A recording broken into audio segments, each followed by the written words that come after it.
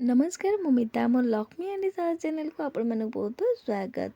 आपण मैंने जानी माँ लक्ष्मी पाखे 10 पुर मंडा पिठा भोग लगा जाए सेमती घोरा मंडा पिठा जोटा माँ लक्ष्मी भी अति प्रिय आउ ये पिठा माँ लक्ष्मी पाखे भी भोग लगा जाए।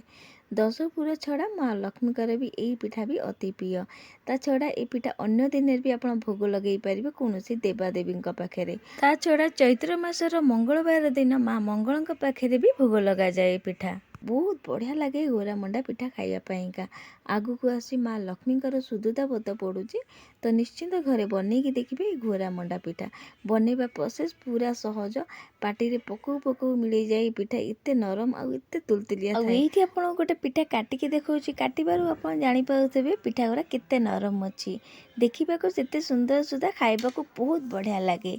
तो आशा करुँच आज घोरा मंडा पिठा रेसिपी आप समस्त को पसंद आसो तो वीडियो को जमर स्किप न करिके पूरा देखिए आ देखी सारापर जब भल लगुच प्लीज वीडियो गोटे लाइक करदे कमेंट करदे शेयर करदे। तो ये पिठा बनवाई प्रथम पूर बनई नवा गैस रे कड़े बसिक गुड़ दे दूँगी तो गुड़ ये मेल्ट है मु फाड़े नड़िया कोरा ये दे दूँगी गोटे कप गुड़ नहीं मु आ फाड़े नड़िया कोरा ये मुझे नड़िया कोरा देकी भल भाव को मिसई नवा गुड़ सहित मिठा आपड़ के खाइबे ये से मिठा दे पारती। तो ये देखो बढ़िया भाव नड़िया को गुड़ सहित मिसई सारापर अल्प टे भाजवा दबा बढ़िया भाव टे भाजीगलापर ये आम देदेबा छेना गुड़ जी भल भाव मेल्ट होनी चटू सहित दाबीदेवे जहाँद्वारा जल्दी भांगी होगी मेल्ट हो तो पूरा ये हल्का भाजीगलापर ये घर तैयारी छेना दे दूँगी जोटा अध लिटर क्षीर को छिड़ेकी नहीं सांगे किसी ड्राई फ्रुट हो ड्राई फ्रुट काजू आलमंड बादाम पिस्ता बादाम यही सब काटिकी नहीं दे दूँ खाली आलमंड और काजू ये मुझे आप कौन ड्राई फ्रुट दे पारती ये दुटाक देकी बढ़िया भाव पूरा सहित आपको भाजी नवा किसी समय भाजिला यहाँ टे भाजी आसला मु मसला दे दूँगी। तो ये देखो मसला खंडे अदा 10टा खंडे गोल मरीच 4टा लवंग नहीं आउ 5टा खंडे छोट गुजराती आउ ए सबू को जिनस को एका हेमदस्ता छेचिकी नहीं से मसलाटा ये दूँगी। तो आपड़ जदि चाहिए 10 पुरर मसला बनईकि ये पुरे दे पारती माँ लक्ष्मी अति प्रिय 10 पुर मंडा पिठा सेटा आगुरी ही मुझे सहित शेयर करी चैनल आगुरी ही अच्छी जदि देखी ना ये वीडियो तले लिंक देदेवी आप देखी पारती। तो ये देखो मसला देकी बढ़िया भाव सब जिनस को मिसई दबा आउ ये देखो पूरटा आमर ये रेडी हो गला एवं या आम गोटे जगह को काट ना पूरा ठंडा हाँ को दबा। तो ये मुझे पूरे गुड़ देती आप चीनी भी दे पारती किंतु गुड़े पूराटा तैयारी हुए से मुझे गुड़ देती गुड़े कले बहुत बढ़िया लगे पूरा ये बहुत बढ़िया भाव हो गला एवं या आम गोटे जगह को काढ़ी ठंडा हाँ को दबा। एबे बैटर बनवाई ये देखो चाउल नहीं तो ये बासुमती अरुआ चाउल मुझे नहीं तो आप पिठा चाउल कि नॉर्मल चाउल पिठाटा बनई पारती। तो यहाँ गोटे ग्लास हम पानी पीवा ग्लास गोटे ग्लास चाउल हम चाउल को आगुरी बतुरी देते अध घंटा जाए एवं चाउल को भल भाव धोई आनिबा। तो ये धोई सारापर सबूक चाउल को ग्राइंडर जार देदेबा सबूक दे सारापर ये गोटे कप पानी ये दे दूँगी। तो ये गोटे कप्रु हाफ कप खंडे पानी हम बेसी पानी देवेनि अल्प पानी देके आग चिकन करके बाटिबा। तो चाउल मोर ये कम थिला तो अल्प पानी देके ये मुझे चिकन करके बाटी आनी आउ ये देखो बहुत बढ़िया भाव ये चिकन करके बाटी आनी। तो ये मत पाखापाखि 1.5 कप खंडे पानी लगी यहाँ बाटिया पुंदे पछरे पानी देती फास्ट बाटिबा जदि आउ पानी लगे पुंदे पानी देबे। तो बैटर तो ये रेडी होगा जंतुणी बनवाई गैस रे कड़े ये मुझे बसई देती ये मुझे देती गोटे कप पानी दे दूँगी ये गोटे कप क्षीर दूँगी। तो बैटर ये मुझे आउ पानी देती आउ गोटे ग्लास कहीं आम घोरा मंडा बनइबा तो सीजा मंडा टू टी अलग ये पिठा आपको आम सीझेबानी डायरेक्ट ये आम बनइबा से टी टाइम लगे जंतुणी। तो चाउल टू टी पानी ये आप अधिका देवे। तो ये देखो क्षीर पानी दे सारापर ये गुजराती 2टा छेचिक दे देती चीनी ये 3 बड़ चामच स्वाद अनुसार लुण सब जिनस को मिसई सारापर टी फुटेबा को दबा तापर गैस फ्लेम कम करके एवं आम जो बाटिक रखुली चाउल बटा ताकू ये दबा पुणी थे ग्राइंडर को धोईकी मु पानी ये देती टोटाली मत ये 2 ग्लास पानी लगी यहाँ बनवाईका जंतुणी। तो जंतुणीटा टिके टाइम लगे जंतियापाईका कहीं सीझा दरकार जंतुणी चाउल मंडटा से टिके टाइम लगी पारे। तो तो ये देखो बढ़िया भाव में बाटर दे सारापर धीरे धीरे आपको एमती मिसेबे जमार जमी गेटा न पूरा चिकन होगी जमी यहाँ हम। तो आप देखिपे मुझे धीरे धीरे गोलाऊँ आटा गाढ़ा ही आसूँ। यही टाइम गैस फ्लेम टाक कम करके जंतुणीटा बनइबे धीरे धीरे देखिए काठुआ हवा सहित कड़े भी गोटे छाड़ी भी आसो जानवे से जंतुणी आमर होगला। तो ये आप देखिपे बहुत बढ़िया भाव में धीरे धीरे जंती आसला आगठू आउर भी काठुआ ही आसला। तो यही जाए जो आप जानवे जंतुणी हो जाइए। तो ये यहाँ देखिपे एबे देखे काकू आम गैस को लिभे दबा आपको टिके हल्का ठंडा हवा को दबा। तो गरम थी अवस्था भी आप करें सेटा भी आपको आगू देखा। तो ये मुझे गैस को लिभे दूची। तो जंतुणी आउ थे केमती जानवे सेटा भी देखिपे एमती चटुरे उठेकी देखिए पकईले जमी तल को पड़ू नथब जानवे जंतुणी हो सारी।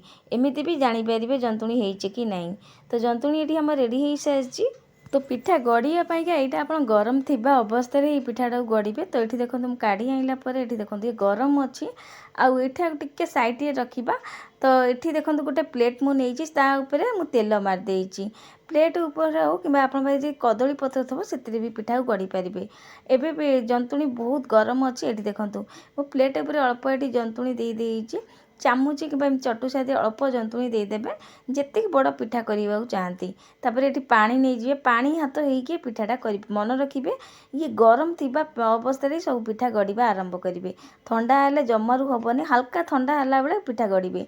तो गरम थी अवस्था बेसी एमती भी करें। देखो दे सारापर पानी हाथ होमती चारिआडू साइज करने कर सारापर पुणी थे ये आम ऊपर पुर देदेबा जो नड़िया पुर आम बनई पुर टिके अधिका करके देबे ता ऊपर पुणी थे आउ गोटे चामच ये जंतुणी दबा।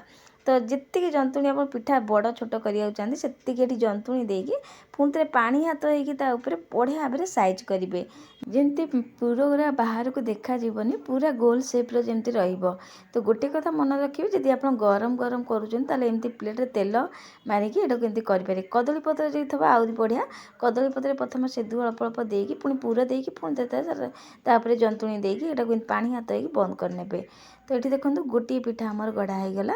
तो सहीपरी हल्का ठंडा हो जाए जंतुणी एवं हाथ में पानी हाथ मारिकी ये देखो गरम अच्छी टी हल्का ये किंतु धरी हेनी कि यही टाइम पानी हाथ मारिकी जंतुणी जब ठंडा हो आप पिठा गढ़ी पारे। तो गरम थी अवस्था सब पिठा गढ़ा स्टार्ट करेंगे। जदि एका गढ़ी पाना घर लोक आउ क्या साहाଯ୍य नहीं कि पिठा गरा गढ़े। तो ये देखो पुणी थे आउ गोटे करदे। तो ये छोट बड़ जो साइज्र चाहिए करें। तो प्रथम से दुटा को एमती हाथ में गोल करके प्लेट उपर रखीदे कि हाथ में एमती गोल करने तापर कहीं हाथ में हेनी प्लेट उपर ही रखिए कहीं जंतुणी बहुत नरम थाए आ गरम भी थाए।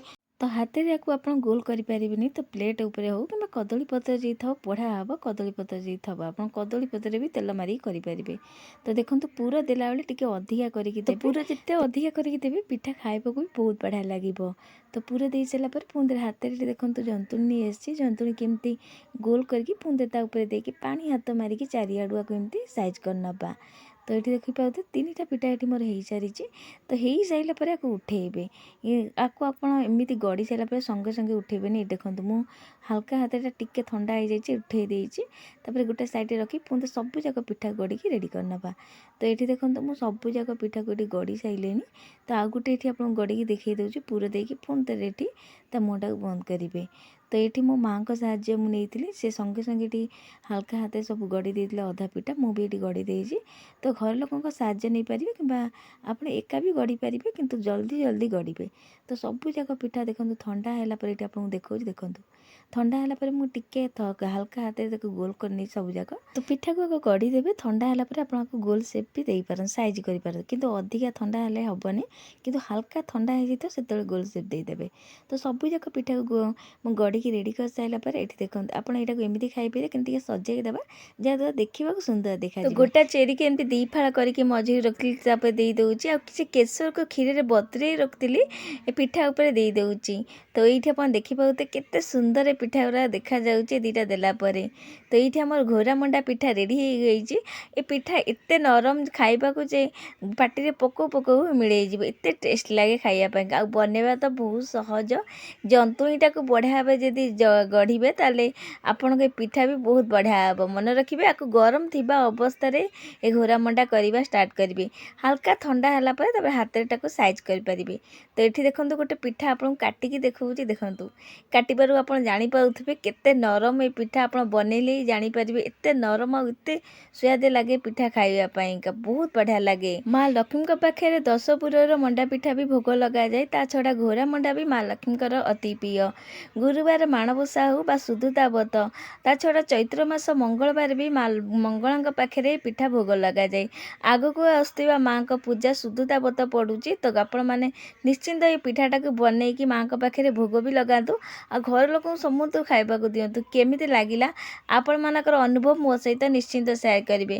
ମୁଁ ପୁଣି ଆଉ ଗୋଟେ ନୂଆ ରେସିପି ନେଇ ଆସିବି। ଆଜି ପାଇଁକା ରହୁଛି। ଜୟ ଜଗନ୍ନାଥ।